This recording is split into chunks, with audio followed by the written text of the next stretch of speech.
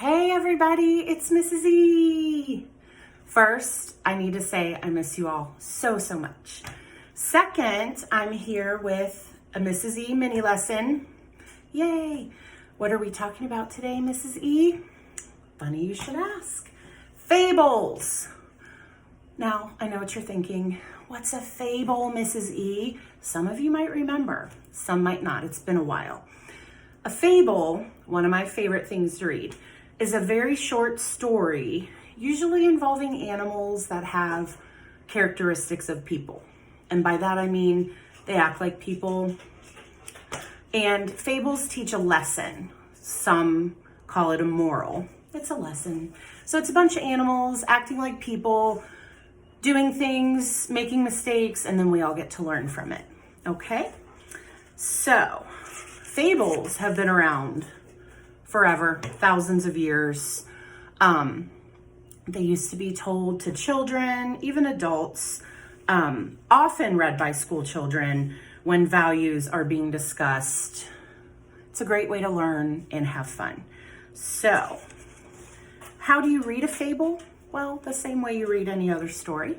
It has words. The title will tell you who the main characters are, so who the story is mostly about. And each character stands for ways that people behave or act. So when you're listening to some of Mrs. E's fables, you might want to ask yourself, what trait is that character showing? How are they acting? Do I know anyone who behaves like that? Do I? Note what happens to the main characters. What's this all about? What are the main characters doing? Think about how what happens teaches the moral or the lesson. Then try to figure out the moral if it's not stated directly. So if they don't come right out and say the moral of the story is, what was the lesson? Okay. So our first fable today, one of my favorites, the Tortoise and the Hare. One fine summer day, Hare was showing off to the other animals. "I am faster than anyone in the woods," he boasted. "None of you is as quick as I am." Slow-moving Tortoise was passing by and heard what Hare was saying. "I know someone who can beat you in a race," said Tortoise. "Me!" Hare nearly fell down laughing at the thought of such a poky animal beating him in a race. "Very well," said Hare. "I'll race you, and I will win." The other animals marked off a race course through the woods. Tortoise and Hare came to the starting line. "Get ready, get set, go!"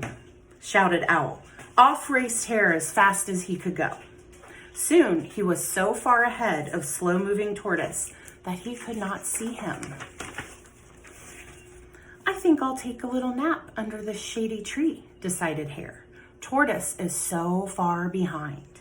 He will never catch up." Soon, Hare was fast asleep. Slowly and steadily, Tortoise moved along the race course. He quietly passed by the sleeping Hare and continued on his way. When Hare woke up from his nap, he couldn't see Tortoise anywhere. "I know that silly Tortoise was the slowest animal on earth," laughed Hare as he continued the race. Suddenly, Hare heard a shout. "What is that?" he wondered. As he hurried the end of the race, he saw that Tortoise was only a few feet from the finish line. How's that possible, he thought. The loud shout he had heard was the other sounds from the animals cheering for Tortoise. Hare raced as fast as he could. There was just no way he could get to the finish line before Tortoise. The embarrassed Hare crept away as Tortoise was congratulated by his friends. The moral of the story is slow and steady wins the race. Thank you for listening to Mrs. E's mini lesson for today. I'll see you guys soon. Bye.